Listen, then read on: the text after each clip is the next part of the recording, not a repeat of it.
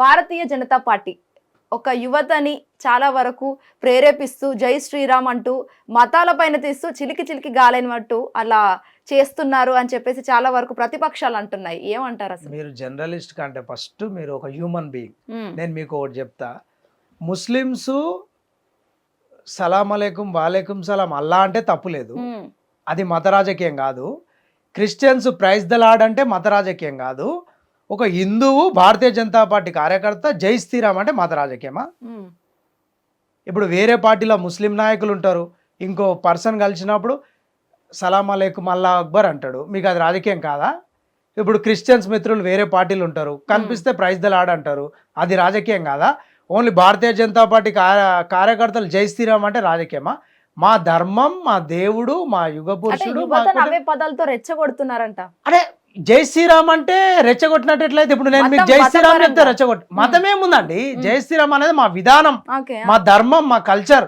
హిందూగా పుట్టినోడు, భారతదేశంలో పుట్టినోడు జై శ్రీరామ్ అంటారు. అది మాకు ఒక మంచి పాజిటివ్ వైబ్, అది మంచి చేయడానికి. భారతీయ జనతా పార్టీ కార్యకర్తలు అన్యాయాలు అక్రమాలు చేయమని ఎక్కడ చెప్తలేరు. జై శ్రీరామ్ అంటే నీకు దేవుడు ఆశీస్సులు ఉండాలి, ఆ శ్రీరాముని ఆశీస్సులు నాకు ఉండాలి, నీ కుటుంబం బాగుండాలి, నా కుటుంబం బాగుండాలి, దేశం బాగుండాలి, అందరం మనం అందులో ఉండాలి అని అంటారు. మేము గోమాతను రక్షించమని చెప్తాం, మేము జై శ్రీరామ్ అంటాం, మేము భారతదేశం బాగుండాలని చెప్తాం, అన్ని కులాల మతాల వారు బాగుండాలని చెప్తాం. దాంట్లో ఎక్కడ మత రాజకీయం? భారతీయ జనతా పార్టీ కార్యకర్తలు కొనే వస్తువులలో మతం చూసి కొంటున్నారా? ఈరోజు నాకు మీ పర్సన్ ఛాయ్ తెచ్చిచ్చిండు, నేను మతం చూసి ఛాయ్ తాగుతున్నానా? నేను వెళ్ళి ఒక షాప్లో వస్తువులు కొంటున్నా, మతం చూసి కొంటున్నానా? నేను ఇప్పుడు బట్టలు కొంటున్నా, అది ఎవడు తయారు చేసిండు, ఎవడు అమ్ముతున్నాడు, నేను మతం చూసి కొంటున్నానా? మత రాజకీయాలు ఉన్నాయని చెప్పేసి కొంతమంది అవగాహన లేని దుర్మార్గులు మత ఛాందస్త పార్టీ అని ముద్రేస్తున్నారు. అది కేవలం వాళ్ళు రాజకీయంగా ఒక మత ఛాందస్త రాజకీయాల ఓటు రాజకీయాల్లో భాగంగా ఎస్పెషల్లీ కాంగ్రెస్ నాయకులు కొంతమంది మా పైన వేస్తున్నటువంటి ముద్ర. కానీ ప్రజలల్లో ఆ వాదన లేదు. ఎందుకంటే ప్రజలల్లో ఆ వాదన ఉంటే నరేంద్ర మోడీ గారు 3వ ప్రైమ్ మినిస్టర్ కాడు. అంటే జై శ్రీరామ్ అంటున్నారు, జై హింద్ అని ఎందుకు అనట్లేదు సార్? మరి పార్టీ నేతలు కావచ్చు, పార్టీ మీరు కూడా మేము జై హింద్ అని కూడా అంటాం. ఎందుకన్నా ఎక్కడా లేదు. భారత్ మాతకు జై అంటే ఏంది? హిందూ దేశం, జై హిందూ, భారత్ మాతకి. మీరు భారతీయ జనతా పార్టీ మీటింగ్స్కి ఎక్కడన్నా వెళ్ళండి, మా దగ్గర కార్యకర్త దగ్గర నుంచి central minister, cabinet minister, prime minister Narendra Modi వరకు భారత్ మాతకి జై అంటారు. అంటే మనము నివసించే భూమాత భారత మాత బాగుండాలి, జై అంటే విజయీ భవ.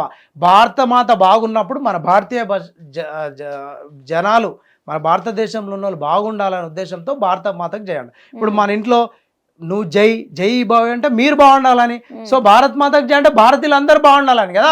సో దాని జై హింద్ అన్న భారత్ మాతకి జై అన్న ఒకటే. సో భారత్ మాతకి జై అనేది మాకు తల్లిలాగా మాకు గర్వంగా ఉంటుంది కాబట్టి మేము అది ఊతపదంగా వాడతాం. సో దానికి మాకు హ్యాపీనెస్ వస్తుంది, మాకు తప్పు చేయాలన్న ఫీలింగ్ కూడా పోతుంది, ఇక దేశాన్ని దోసుకోవాలన్న ఫీలింగ్ రాదు. భారత్ మాతకు జై అనే కార్యకర్తకి దేశం బాగుండాలన్న ఉద్దేశం వస్తుంది. సో అది ఒక మాకు పాజిటివ్ వైబ్ ఉంటుంది, అది మా హక్కులాగా భావిస్తాం. ఇప్పుడు అంటాం, భూమి మీద భారతదేశం ఉన్నంత కాలం భారత్ మాతకి జై అని మేము భారతీయ జనతా పార్టీ కార్యకర్తలం అంటాం. మొత్తం భారతదేశంలో ఉన్న ప్రతి వ్యక్తితో అనిపిస్తాం. మా నినాదం భారత్ మాతకి జై, జై శ్రీరామ్. మేము సనాతన ధర్మం ఫాలో అవుతాం, జనాలకు అదే మేము నేర్పిస్తాం, భారతదేశం బాగుండాలని కోరుకుంటాం. అంటే సార్ దీనికే సంబంధించి కూడా చాలా వరకు నిన్న ఏదైతే రిలీజ్ అయిన బడ్జెట్ ఇష్యూ ఉంది కదా, మరి బీజేపీ పార్టీ తెలంగాణ పట్ల చాలా వరకు అన్యాయం చేసింది ఎస్సీ ఎస్టీ వాళ్ళకు అని చెప్పేసి అంటున్నారు, ప్రతిపక్షాలే అంటున్నాయి. దానికి ఏమంటారు మరి? ఇప్పుడు సెంట్రల్ బడ్జెట్లో వాళ్ళు ఏవైతే డిపార్ట్మెంట్ వైజ్గా ట్రాన్స్పోర్టేషన్కి ఒక బడ్జెటు, పాడి పరిశ్రమలకు ఒక బడ్జెటు, ఉమెన్ ఎంపవర్మెంట్కి ఒక బడ్జెటు, షెడ్యూల్ క్యాస్ట్కి ఒక బడ్జెటు, ఇండస్ట్రీస్కి ఒక బడ్జెటు, ట్యాక్స్ 23 లక్షల వరకు పెంచడం ద్వారా తగ్గడం, దాంట్లో తెలంగాణ లేదా? తెలంగాణకు వర్తించదా? అంటే మనకు కేబినెట్ బడ్జెట్ అంటే అక్కడ కేంద్రంలో పెట్టే బడ్జెట్ అన్ని రాష్ట్రాలకు వర్తిస్తుంది. ఫస్ట్ మనం అది అర్థం చేసుకోవాలి. ప్రతిపక్షాలు మిస్గైడ్ చేసేటప్పుడు జనాలకు ఏం మిస్గైడ్ చేస్తున్నాం అనేది ఫస్ట్ వాళ్ళ అవగాహనకు రావాలి. అంతకుముందు యూపీఏ గవర్నమెంట్ అయినా ఇప్పుడు ఎన్డీఏ గవర్నమెంట్ అయినా కేంద్రంలో పెట్టే బడ్జెట్ అన్ని రాష్ట్రాలకు వర్తిస్తుంది. ఏ రాష్ట్రంలో ప్రయారిటీ ఉంది, ఒక ప్లానింగ్ కమిషన్ ఇచ్చిన సిఫారసులు, నీతి ఆయోగ్ ఇచ్చిన సిఫారసులను బట్టి ఏ రాష్ట్రంలో ఏ డెన్సిటీ ఉంది, ఏ యొక్క డిపార్ట్మెంట్లో మనం నిధులను సమకూరుస్తే ప్రజలకు సంక్షేమం జరుగుతుంది, వాళ్ళు తొందరగా ఫైనాన్షియల్గా అభివృద్ధి చెందుతారని చెప్పి ఐడెంటిఫై చేసి ఆ రాష్ట్రాల్లో ఆ శాఖకి కొంచెం అమౌంట్ ఎక్కువ పంపిస్తారు. అంతే తప్పితే ఒక రాష్ట్రానికి సపరేట్గా నిధులు ఇవ్వడం అనేది ఉండదు. ఆ శాఖకు మాత్రమే పంపుతారు. వీళ్ళు అది తెలియకుండా తెలంగాణకు తక్కువ ఇచ్చిరు ఎక్కువ ఇచ్చిరు అట్లేముండదండి. అన్ని రాష్ట్రాలకు కరెక్ట్ బడ్జెట్ వస్తుంది. ఇప్పుడు సర్పంచులకు ఏవైతే ప్లానింగ్ కమిషన్ నుంచి రావాల్సిన ఫండ్స్ ఉన్నాయో అవి కూడా వచ్చినాయి. భవిష్యత్తులో నేషనల్ హైవేస్లో తెలంగాణకు ఎన్ని కిలోమీటర్స్ అలొకేట్ అయితే అన్నీ చేస్తారు. ఇప్పుడు సింగరేన్ ఎంప్లాయీస్కి సుమారు ఒక 10,000-20,000 కోట్ల వరకు లోన్ తీసుకోవడానికి ఫెసిబిలిటీ ఇచ్చారు. అంటే బొగ్గు కోల్. సో కోల్ ఇండస్ట్రీస్ తెలంగాణలో మెజార్టీ కోల్ ఇండస్ట్రీస్ ఉన్నాయి, అది వాళ్ళకి వర్తిస్తుంది కదా.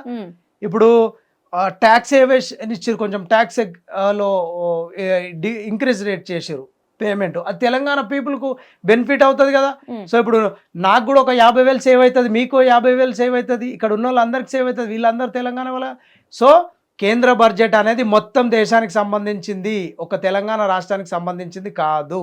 సో దీన్ని మీరు తప్పుడుగా మెసేజ్ ఇవ్వద్దు దయచేసి. తెలంగాణలో బీజేపీ పార్టీ రాణించట్లేదని కావాలని బీజేపీ పార్టీ వాళ్ళు తెలంగాణ బడ్జెట్ దాంట్లో కావాలని అన్యాయం చేశారు, అది కూడా బడుగు బలహీన వర్గాలకు మాత్రమే.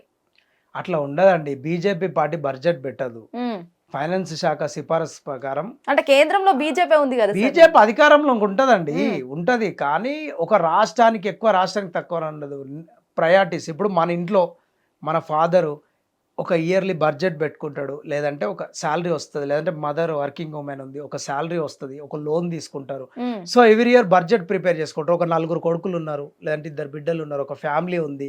సో ఇప్పుడు చిన్నోడు 8th 9th క్లాస్ చదువుతాడు, పెద్దోడు 10th క్లాస్ చదువుతాడు, ఇంకా పెద్దోడు ఇంటర్మీడియట్ చదువుతాడు. 3rd క్లాస్ చదివేటోనికి అదే బడ్జెట్ అలొకేట్ చేస్తారు, 10th వాడికి అదే, ఇంటరోడికి అదే అలొకేట్ చేస్తారా? వాడి నీడ్స్ని బట్టి 3rd క్లాస్ వాడికి తక్కువ అవసరం ఉంటుంది, తక్కువ సబ్జెక్ట్స్ ఉంటాయి, తక్కువ కరిక్యులం ఉంటుంది, తక్కువ. 10th వాడికి సిలబస్ ఎక్కువ ఉంటుంది, బుక్స్ ఎక్కువ అవసరం ఉంటాయి, స్టేషనరీ ఎక్కువ అవసరం ఉంటుంది, 10th వాడికి ఎక్కువ ఇస్తారు, ఇంటరోడు మళ్ళీ 10th వచ్చినప్పుడు ఎక్కువ ఇస్తారు. అట్లనే తెలంగాణ రాష్ట్రం డెవలపింగ్ స్టేటు, మిగతా రాష్ట్రాలు వెనుకబడిన రాష్ట్రాలు ఉన్నాయి, కొన్ని వరదలు వచ్చిన రాష్ట్రాలు ఉన్నాయి, కొంచెం ఫైనాన్షియల్గా వీక్ ఉన్న స్టేట్, వాళ్ళకున్న జీడిపి లెవెల్స్ని బట్టి, వాళ్ళ ప్రొడక్టివిటీని బట్టి కొన్ని రాష్ట్రాలు కొన్ని అలొకేషన్స్ ఎక్కువ ఉంటాయి. సో మన ఫ్యామిలీ బడ్జెట్ ఎట్లయితే ఉంటుందో భారతీయ జనతా పార్టీ అధికారంలో ఉన్నటువంటి కేంద్ర ప్రభుత్వం బడ్జెట్ కూడా అంతే ఉంటుంది. ఇది ప్రజల్ని మభ్యపెట్టడం, ప్రజల్ని మిస్గైడ్ చేయడం మాత్రమే. తెలంగాణ రాష్ట్రానికి కేంద్రం నుంచి బడ్జెట్లో నిధులు వస్తున్నాయా లేదా, తెలంగాణ రాష్ట్ర ముఖ్యమంత్రి మీరు రేవంత్ రెడ్డి గారిని అడిగితే ఆట్టే ద్వారా అడగండి, ఇట్లా ఉపన్యాసాలు అలా కాదు. మీకు కేంద్ర ప్రభుత్వం ద్వారా బడ్జెట్లో ఎంత అలకేట్ అయిందని వాళ్ళు ఇప్పుడు మొత్తం పేపర్ ఇస్తారు, అందులో అబద్ధాలు ఉండవు, మనం మార్చడానికి ఏముండదు. Everything transparency. జో అలాటువా ఓ బతానా పడతా, జూట్ బోల్నేక వాదా ఇచ్చిన ఉదర్. సో అంటే చాలా వరకు మీ భారతీయ జనతా పార్టీ వాళ్ళు మహిళా నాయకులు కాంగ్రెస్ పార్టీ అంటేనే ముస్లిం పార్టీ అని స్టేట్మెంట్ చేశారు, అసలు అది నిజమేనా? మొన్న జూబ్లీస్ లో చెప్పిండు కదా Revanth Reddy, Congress party Muslim party అని చెప్పిండు కదా. ఇప్పుడు ఇక దాంట్లో ఏముంది, ఒక రాష్ట్ర ముఖ్యమంత్రి కాంగ్రెస్ ముఖ్యమంత్రి చెప్పినాక మా వాళ్ళు అది జస్ట్ రిపీట్ చేస్తారు అంతే. అవసరం ఏముంది సార్ రిపీట్ చేయాల్సిన అవసరం? వాళ్ళు చెప్పారు కదా, చెప్పినప్పుడు చేయకపోతే ఎట్లా? అంత పెద్ద ఒక పబ్లిక్ మాస్ ఫిగర్ లీడర్ ముఖ్యమంత్రి అభ్యర్థి చెప్పిన తర్వాత ఇప్పుడు ఆయననే చెప్పుకుంటాడు హిందువులు మాకు అవసరం లేదు, ముస్లిమ్స్ కావాలని. ఇప్పుడు అట్లనే మరి భవిష్యత్తులో హిందువుల ఓట్లు లేవా?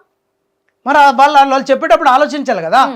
ఇప్పుడు ముఖ్యమంత్రిగా ప్రమాణ స్వీకారం చేస్తున్నప్పుడు అంతఃకరణ శుద్ధితోటి రాగద్వేషాలు లేకుండా నేను రాష్ట్రాన్ని పరిపాలిస్తా అని December 6 ఎల్బీ స్టేడియంలో ప్రమాణ స్వీకారం చేసిన ముఖ్యమంత్రి రేవంత్ రెడ్డికి రాగద్వేషాలు లేకపోతే మీరు ఎందుకు ఒక మతం వాళ్ళు మా పార్టీ వేరు కాదు వాళ్ళు వేరు కాదు జూబ్లీహిల్స్ ఎన్నికలు ఎందుకు చెప్పాలా? మీరు మొత్తం తెలంగాణ రాష్ట్ర ప్రజలకు ముఖ్యమంత్రి కదా, మరి వాళ్ళని ఏదో ఓటు బ్యాంకులు ఒక జూబ్లీహిల్స్ సీటు గెలవడానికి కోసం అట్లాంటి మత రాజకీయాలను ఎంకరేజ్ చేస్తుంది మీరు ఆలోచించుకోవాలి. మేము ఎక్కడా కూడా వీళ్ళు వాళ్ళని ఏం లేదండి. మా భారత ప్రధాని నరేంద్ర మోడీ గారు భారతదేశంలో ఉన్నటువంటి ప్రతి సిటిజన్కి ప్రధానమంత్రి, ప్రతి ఒక్కరిని ఆయన ఒకేలా చూస్తాడు. ఇక్కడ మాకేం మతాలు గీతాలు ఏముండవు. విధానాలు, ధర్మం పట్ల మాకున్న నిబద్ధత, మా పోరాటం, ధర్మ పరిరక్షణ కోసం మా రిలేటెడ్ సంఘాలు చేసే పోరాటాలు ఏవి కూడా ఎవరికి మేము హార్మ్ఫుల్ చేయమండి. సో మేమేందంటే అందరు బాగుండాలి, ఎవరిని మనం డ్యామేజ్ చేయొద్దు, ఏ సంస్కృతిని డ్యామేజ్ చేయొద్దు, ఎవరి విధానాలను డ్యామేజ్ చేయొద్దు అని మేము పనిచేస్తాం తప్పితే మాకు వాడు ఓటేని ఇవ్వకపోనియండి అది మ్యాటర్ కాదు. మేము ధర్మం మాట్లాడతాం, అట్లా ఓన్లీ మత రాజకీయాలు చేయాలనుకుంటే తెలంగాణలో మేము ఎప్పుడో అధికారంలోకి వస్తున్నాయి. సో ఈ మతం వాళ్ళే మాకు ఓటేయాలి, ఆ మతం కాదు. మా భారతీయ జనతా పార్టీ పరిపాలన నచ్చి, మేము దేశానికి చేస్తున్నటువంటి సేవ నచ్చి, మా నాయకుల యొక్క నీతి నిజాయితీని బట్టి అది యాక్సెప్ట్ చేసే టైం వస్తుంది. జనాలు యాక్సెప్ట్ చేస్తారు, తెలుసుకుంటారు. జనాలు ఇప్పుడు అప్డేట్ అవుతున్నారు. మా దాంట్లో మొన్న కేరళ జరిగిన ఎలక్షన్లలో ముస్లిం మిత్రులు కూడా కార్పొరేటర్లు అయ్యారు. మొన్న ముంబై జరిగిన ఎలక్షన్స్లో కూడా కార్పొరేటర్లు అయ్యారు. మా దగ్గర ముస్లిమ్స్ ఎంతోమంది ఎమ్మెల్యేలు ఉన్నారు, ఎంపీలు ఉన్నారు. సో అదేం ఉండదండి, వీళ్ళు స్క్రిప్టెడ్ అదంతా. సో ఇదే వీళ్ళు మాకు స్పెషల్, వాళ్ళు మాకు స్పెషల్ అని ఏముండదు. భవిష్యత్తులో వాళ్ళు కూడా మొత్తం మా పార్టీలోకి వస్తారు, వాళ్ళు కూడా చేస్తారు. సో దేశం మారుతుంది భవిష్యత్తులో, అవన్నీ ఏమి ఉండవు. ఏదైతే ఫోన్ ట్యాపింగ్ కేసుకు సంబంధించి అంటే మొన్న కేటీఆర్ విచారణ తర్వాత మీ కేంద్ర మంత్రి బండి సంజయ్ గారు మద్దతుగా మాట్లాడడం జరిగింది. సో ఓవరాల్ సినారియో చూసుకున్నట్లయితే కాంగ్రెస్ పార్టీ అంటే ఏదైతే ప్రతిపక్షాలు ఉన్నాయో వాటి అవిటి కూడా చాలా వరకు బీఆర్ఎస్ బీజేపీ తెలంగాణలో ఒకటే అని అంటున్నారు. ఏమంటారు? ఎవరికి మద్దతు చేసిండు? హరీష్ రావు విచారణ తర్వాత చేశారు, మద్దతుగా మాట్లాడడం జరిగింది. అక్కడ ఎక్కడ కూడా క్రైమ్కి జరిగిన తప్పుకి ఎవరు మద్దతు తెలపలే.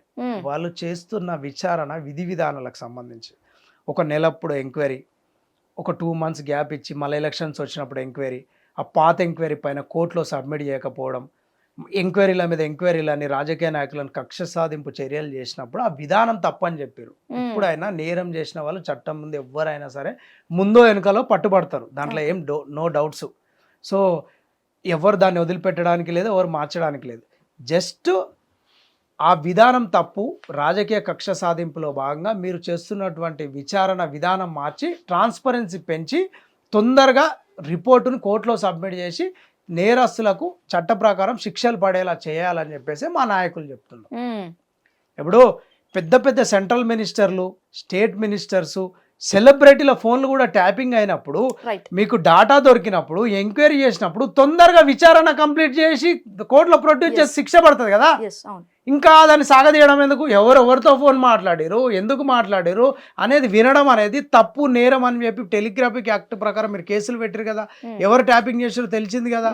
సో ఎంక్వైరీ చేసారు కదా, దాన్ని క్రాస్ ఎగ్జామినేషన్ చేసుకొని కోర్టులో ప్రొడ్యూస్ చేసి చట్టం తన పని తను చేసుకోపోతుంది కదా. ఇంకా టైం ఎందుకు పెంచుతున్నారు?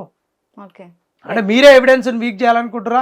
మీరే తప్పు చేసిన వాళ్ళని కాపాడాలనుకుంటున్నారా? వాళ్ళకి పిలిచి మీరు ఇక్కడ ఇరికి ఉన్నారు, అలర్ట్ గమ్మని మీరే చెప్తున్నారా? మీరేమన్నా లోపల సెటిల్మెంట్ చేసుకుంటున్నారా?